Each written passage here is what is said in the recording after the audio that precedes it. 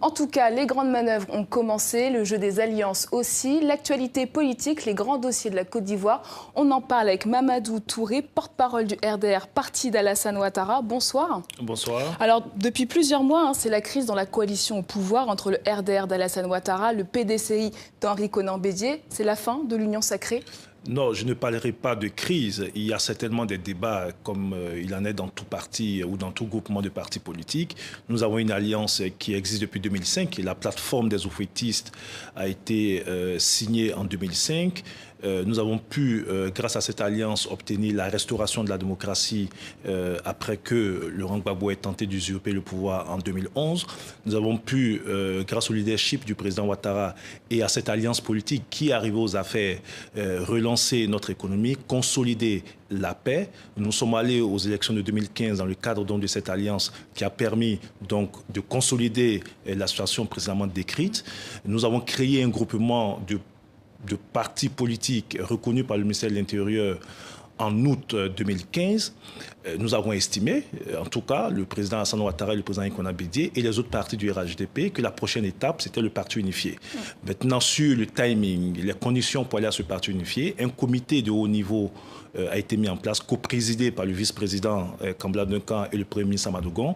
Et ce comité est à la tâche et ce comité devra donc définir la méthodologie, le chronogramme et les modalités pour aller au parti unifié rapidement. On a l'impression quand même que cette idée de parti unifié bat de l'aile. Selon le PDCI, un pacte avait été scellé. Ils attendent un retour d'ascenseur, que le RDR soutienne le candidat du PDCI comme il l'avait fait 2 fois auparavant pour Alassane Ouattara. Est-ce que ce pacte est le point de blocage aujourd'hui?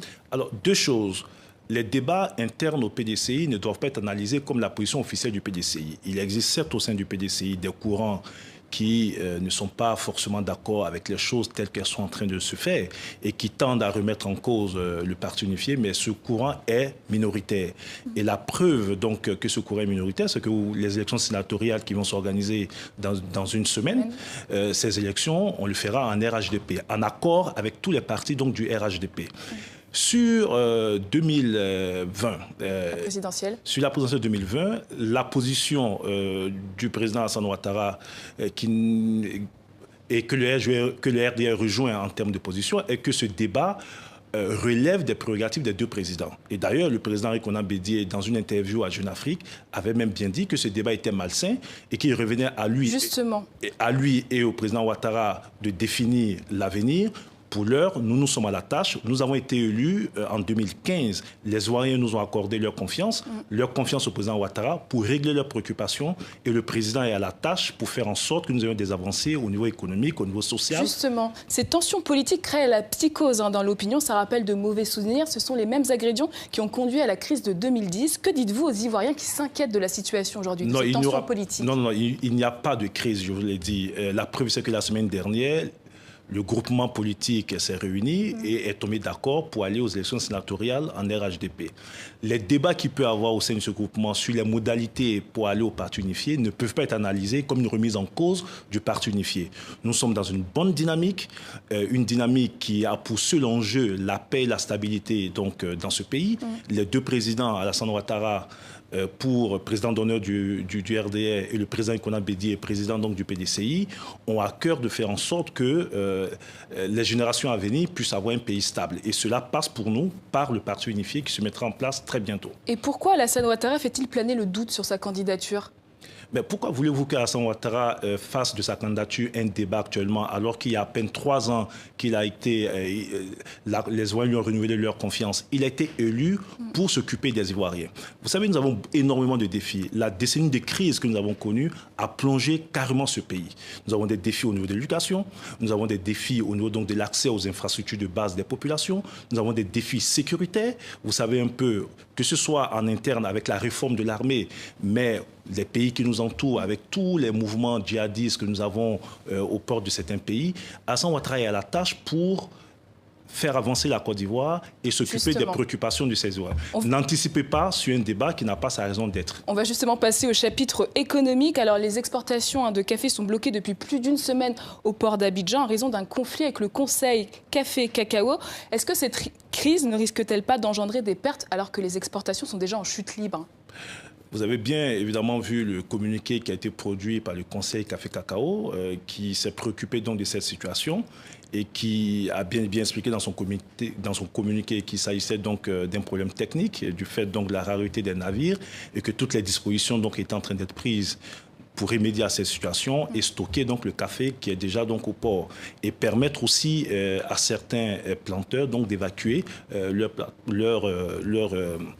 café au niveau donc du port. Donc je pense que le Conseil Café Cacao, qui est l'autorité de... La situation va se régler dans les prochains jours? En tout cas, le communiqué le dit. La situation a été prise à bras le corps par le Conseil Café Cacao, qui est en train donc de trouver des solutions le plus rapidement possible. Abordons maintenant la question du cacao. Encore une fois, la filière fait vivre plus d'un Ivoirien sur deux. Les cours se sont effondrés. Le cacao a perdu plus de 30% en 18 mois. Comment l'État peut-il aujourd'hui sécuriser les producteurs et les emplois liés à leur brin? Alors, ça a été une situation difficile qui a été vécue par notre pays. Une situation qui est intervenue à un moment où nous avions une croissance économique assez dynamique, une situation qui a été, je peux vous le dire, très mal vécue par le président de la République, qui attache beaucoup de prix aux conditions de vie donc, de ses concitoyens en général, mais des paysans en particulier. La perte de ces ressources a été compensée en partie par le Conseil Café Cacao, une instance qui a été mise en place. Mais comment préserver les emplois aujourd'hui? La situation est grave, tout le monde le sait. Non, ce qui a été fait, c'est de garantir aux paysans un prix minimum. Et ce prix a été garanti. L'État a dû renoncer à certaines taxes pour permettre aux paysans donc d'avoir ce prix minimum. Mais donc c'est une situation qui préoccupe. Et aujourd'hui, tout est mis en œuvre pour remédier à cette situation. Mais vous savez, c'est une conjoncture internationale. C'est une conjoncture internationale. Trop de cacao sur le marché international. Et justement, pourquoi ne pas transformer en Côte d'Ivoire? Mais la Côte d'Ivoire a engagé, en tout cas à l'occasion du second mandat du président Ouattara, un projet de transformation structurelle de notre économie. Et cela passe par la transformation de certains produits tels que le cacao. Et nous ambitionnons d'ici 2020 transformer au moins à peu près la moitié de notre production. Des contrats ont été signés avec de grosses entreprises qui vont le faire. Et nous pensons que dans les 2 prochaines années, la Côte d'Ivoire pourra donc transformer la moitié de sa production en cacao. Alors l'emploi, en continuant à en parler, l'économie se porte bien en Côte d'Ivoire avec 7% de croissance. Et en même temps, il est un des pays où les candidats à l'exil restent nombreux. En tant que ministre de la formation professionnelle, comment vous expliquez ce paradoxe? Alors, 2 choses. Il faut noter que, et toutes les études le démontrent aujourd'hui, la plupart des jeunes qui vont donc en exil, qui prennent la route du désert, le font à partir de ressources mobilisées.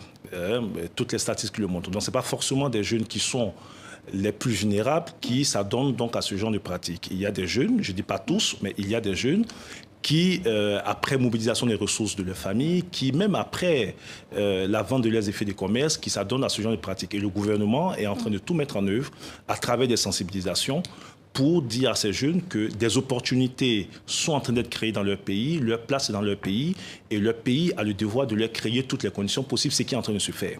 Sur la question du chômage des jeunes, nous avons trouvé une situation désastreuse. Savez-vous qu'en 2000 et 2010, près de 400 jeunes Ivoiriens étaient éjectés de notre système scolaire sans qualification, donc étaient destinés directement au chômage. Des réformes ont été entreprises, une agence emploi jeune a été créée.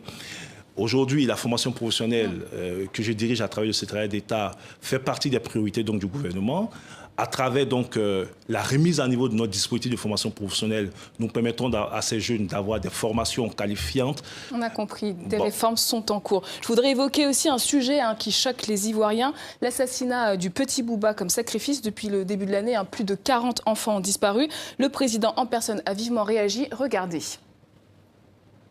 Je condamne avec la plus grande fermeté ces crimes ignobles perpétrés sur des enfants sans défense.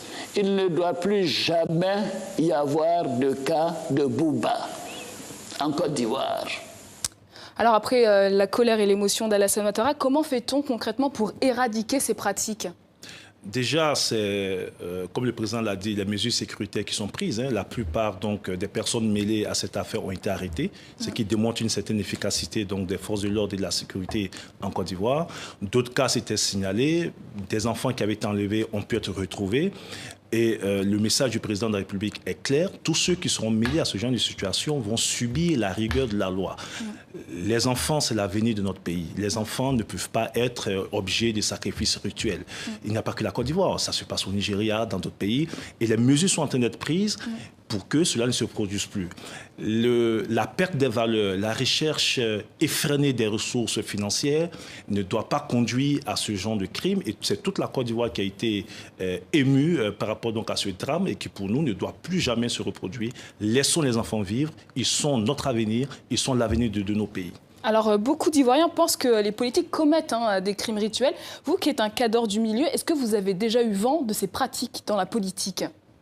Moi, je n'ai pas eu vent de ces pratiques dans la politique. Je sais que nous avons eu vent de ce que il y a des sacrifices rituels qui sont faits pour chercher de l'argent. Et d'ailleurs, celui qui a été arrêté l'a dit lui-même. Il a fait ce sacrifice pour s'enrichir. Ce qu'il nous faut, en fait, c'est de revenir à nos fondamentaux, revenir aux valeurs. Et quand le président de la République, Alassane Ouattara, parle d'Ivoiriens nouveaux, c'est parce qu'il y a eu pendant des décennies une inversion des valeurs dans notre pays, où on pense que par les raccourcis, on peut réussir. Il faut revenir à des valeurs, et ces valeurs aujourd'hui sont celles prônées par le président de la République, c'est-à-dire des valeurs d'humanité, des valeurs positives, de respect des droits de l'homme. Et c'est autant de sensibilisations qui seront faites ces prochains mois, ces prochaines semaines. Nous disons que les Ivoiriens, enfin les enfants, ne peuvent pas être l'objet d'assassinats de la part de personnes qui, manifestement, ont perdu toute sens de l'humanité. Alors, sujet essentiel aussi pour les Ivoiriens, la sécurité. L'année 2017 a été émaillée par de nombreuses mutineries. Aujourd'hui, comment dépolitiser l'armée ? L'armée est dans un processus de reconstruction. Une loi de programmation militaire a été adoptée. Et cette loi donne aujourd'hui une perspective à notre armée, que ce soit en termes de formation, que ce soit en termes d'équipement. Nous avons eu 2 chocs l'année dernière, notamment les mutineries du mois de janvier et du mois de mai. Après ces chocs, d'autres mesures ont été prises pour accélérer la mise en œuvre donc, de la restructuration de l'armée. Mais il faut admettre que nous avons un défi énorme, puisque nous avons eu, avec donc, la crise que nous avons connue, une armée qui, depuis la fin des années 90, est rentrée dans un processus de déconstruction. Et aujourd'hui, ce que le président Ouattara a comme chantier essentiel, c'est de faire en sorte que nous ayons des forces véritablement républicaines. Mais comment les réformer concrètement aujourd'hui ? Il faut tout raser ? Non, on ne dit pas de tout raser. Ce qu'on dit, c'est que d'abord, la formation, permettre donc à ces jeunes d'avoir donc une formation adéquate, les équiper, leur permettre de travailler dans des conditions optimales. Voilà les chantiers essentiels qui permettront donc à la Côte d'Ivoire d'avoir une vraie armée. Et c'est ce chantier qui est en cours. Cette question de l'armée est partie prenante de la réconciliation nationale. Quel acte fort peut-on attendre du président Alassane Ouattara à quelques mois de la fin de son mandat ? Mais le président Alassane Ouattara lui-même aura l'opportunité de poser l'acte fort à la fin de son mandat qu'il voudra poser. Mais vous devez admettre que déjà, il y a des actes forts qui ont été posés. 90% de nos concitoyens qui étaient en exil sont de retour. Il a lui-même sillonné plusieurs pays de la sous-région, le Togo, le Bénin, le Ghana, pour aller à la rencontre de ses concitoyens et leur demander de revenir. Les conditions de leur retour ont été donc créées. Savez-vous que la plupart des partisans de l'ex-président qui était en exil, qui avaient perdu leur emploi au niveau de la fonction publique, ont été intégrés, y compris le fils donc, de l'ex-président. Savez-vous que la plupart des personnes, des enfants qui s'étaient réfugiés, près de 5000 ont été réinscrits donc, dans des programmes scolaires et ont repris la route de l'école. Savez-vous que des personnes qui avaient perdu leur domicile, qui étaient illégitimement occupées, pour plus de 90% ont retrouvé leur domicile. Voici autant d'actes forts posés par le chef de l'État, son Excellence Alassane Ouattara. Maintenant, ce que nous disons, c'est que l'initiative de la réconciliation n'est pas seulement d'un seul camp. Il faut aussi que l'autre camp accepte de rentrer dans le jeu démocratique, dans le jeu de la réconciliation, en posant des actes ou en évitant des actes qui peuvent remettre en cause les acquis que nous avons aujourd'hui. On a entendu, la réconciliation est en cours. Merci Mamadou Touré d'avoir accepté notre invitation. Merci beaucoup. C'est la fin de ce journal. Merci de votre fidélité. À demain pour un nouveau Journal Afrique.